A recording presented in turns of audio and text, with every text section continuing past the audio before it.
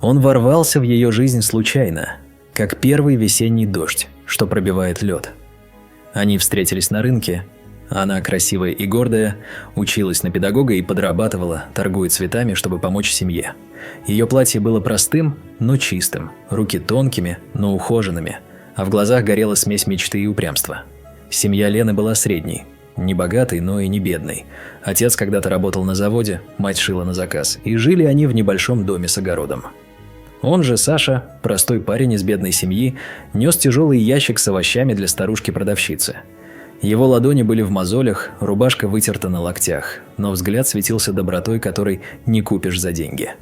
«Ты кто такой вообще?» – спросила она, когда он, запинаясь, подошел ближе, держа в руках кривой букет ромашек, который старушка сунула ему в благодарность.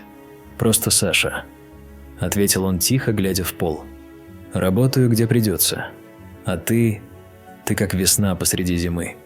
Она улыбнулась. Сдержанно, но тепло. Он покраснел до корней волос. Так началось их счастье. Хрупкое, как те ромашки, что он ей тогда вручил. Но тень уже маячила на горизонте, и звали ее Анна Петровна. Ее мать узнала о нем через неделю, когда он впервые переступил порог их дома. Старого, но крепкого, с потертым крыльцом, где запах пирогов смешивался с ароматом сушеных трав. Анна Петровна стояла у плиты, высокая, с суровым лицом, и окинула его взглядом, острым как лезвие. Потертые ботинки, дешевая куртка, неловкая улыбка. Он был для нее как книга, которую не стоит открывать. «Это что, твой жених?» – бросила она дочери, будто его и не было рядом. «Да он же нищий! У него за душой ни гроша!» «Мама, он хороший!» – возразила Лена, ее голос дрожал от обиды.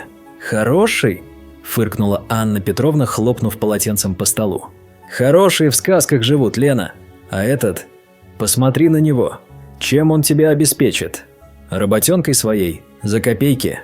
Саша стоял молча, сжимая кулаки. Спорить было бесполезно. Он понял это с первого слова. И знал, что у тещи есть младший сын, 8-летний Сережка, ее поздний ребенок, ее свет в окошке. Он видел его однажды, шустрый мальчишка с вихрастыми волосами и озорной улыбкой, бегающий во дворе с самодельным бумажным самолетом. Анна Петровна смотрела на него так, будто он был ее единственным смыслом. Но тогда Саша и подумать не мог, что этот мальчик станет ключом к ее сердцу.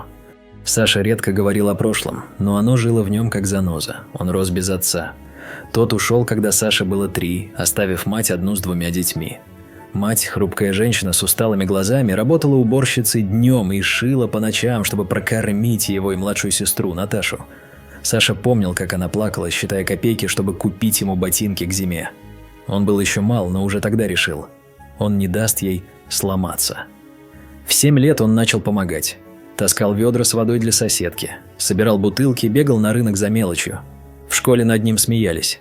Оборванец, сын уборщицы. Но он молчал, сжимая кулаки. Однажды Наташа заболела, а денег на лекарства не было. Саша продал свой единственный клад – старый велосипед, подаренный соседом, чтобы купить ей сироп от кашля. Мать тогда обняла его и сказала: «Ты мой мужчина, Сашенька. На тебя вся надежда». С тех пор он жил ради семьи. Когда Наташа выросла и уехала учиться, а мать состарилась, Саша остался один, но обещание держал. Он не бросит тех, кого любит. Встретив Лену, он увидел в ней не только жену, но и шанс построить то, чего у него никогда не было – настоящий дом. Поэтому он терпел тещу, ее слова, ее презрение. Он знал, что такое боль, и не хотел ее никому причинять. С того первого дня началась война. Анна Петровна ненавидела его всей душой. «Ты – ошибка моей дочери!» – шипела она при каждой встрече, и ее слова резали как нож. Она нашептывала Лене: «Он слабак. Он украл твою жизнь». Пыталась разрушить их отношения, подсовывала достойных женихов, сыновей знакомых, с машинами и толстыми кошельками. Саша терпел, но каждый ее взгляд кричал: «Ты никто». И он начал думать, что, может, она права. Ведь что он мог дать Лене? Зарплату грузчика да маленькую съемную комнату с облупившейся краской? Прошел год. Лена и Саша поженились, несмотря на протесты тещи. Свадьба была скромной. Стол в той же комнате, несколько друзей, бутылка дешевого вина. Анна Петровна не пришла. Лена плакала ночью, уткнувшись в его плечо, а он гладил ее волосы и шептал: «Все будет хорошо. Она привыкнет, Но она не привыкла. Напротив, ее ненависть росла. Однажды она заявилась к ним с пакетом пирогов. Не для них, а для Лены. Саша открыл дверь, и она, не поздоровавшись, прошла мимо, бросив: «Я тут не для тебя.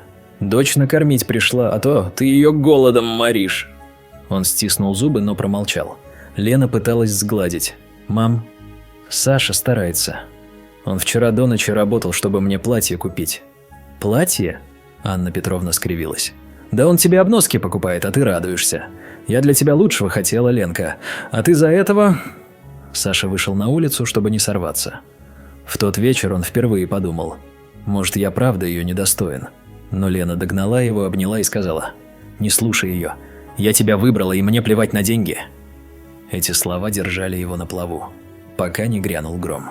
Однажды Лена рассказала про отца. Они сидели на кухне, чай остывал, а она, глядя в окно, начала: «Папа умер, когда мне было 12, он был как ты. Простой, работящий. Все для нас делал, ночами не спал. А потом сердце не выдержало. Мама осталась одна, с 2 детьми, мной и Сережкой, он тогда только родился. Ей пришлось шить сутками, чтобы нас прокормить. Саша слушал, и в груди сжалось. Он понял, что Анна Петровна не просто злая, она сломленная. Но это не смягчило ее ударов. Она продолжала травить их жизни. Однажды привела Вадима, лощеного, с часами на ползарплаты Саши. «Вот, Лена, посмотри, какой мужчина», – гордо заявила она. «Вадим, расскажи, как ты фирму открыл». «Мам, уходи», – резко оборвала Лена. «И его забери».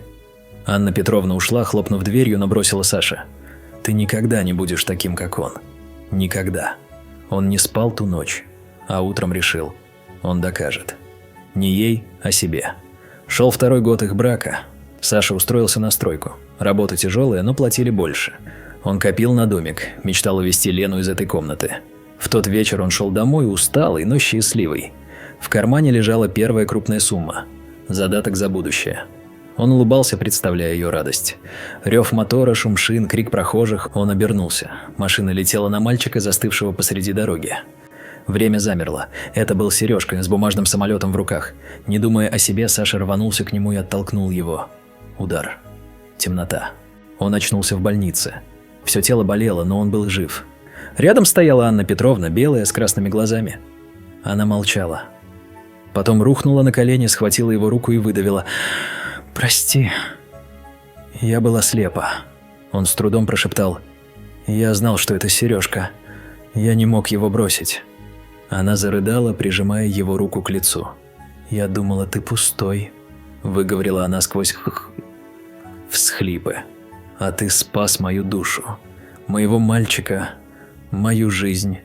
Он молчал, глядя в ее глаза, и вдруг она продолжила, словно плотину прорвало: «Я ненавидела бедность, потому что она забрала у меня все. Мой муж, он работал на 3 работах, чтобы нас прокормить, а потом просто умер. Сердце не выдержало. Я осталась одна с 2 детьми, без копейки. Я поклялась, что моя дочь не повторит мою судьбу. А ты был для меня как он, бедный, без шансов. Я боялась, что ты сломаешь ее жизнь, как сломалась моя». Ее голос дрожал. Саша впервые увидел ее настоящую. «Я ошибалась», – прошептала она. «Ты сильнее всех, кого я знала». С того дня она изменилась. Ее холод растаял, а в голосе появился трепет. Месяц спустя Саша поправлялся. Лена была рядом, Сережка прибегал с рисунками. На одном он, Саша с крыльями. «Ты мой ангел, дядя Саша», – сказал мальчик. Анна Петровна приходила с пирогами. Теперь для всех. Однажды тихо сказала: «Ты мне как сын теперь». Он кивнул. Она назвала его сыном, слово, которое он никогда не ожидал услышать. Но в глубине души он знал, эта рана не заживет так просто. И ее боль тоже. Но между ними вырос мост. А потом они сидели вместе. Лена, Саша, Сережка, Анна Петровна. Мальчик спросил: «Дядя Саша, ты герой?» «Нет», – ответил он, глядя на Лену. «Я просто люблю твою сестру. И тебя». Теща отвернулась, вытирая слезу. Впервые в доме пахло миром. Иногда мы судим людей, не видя их сердца, а судьба ломает стены, оставляя правду.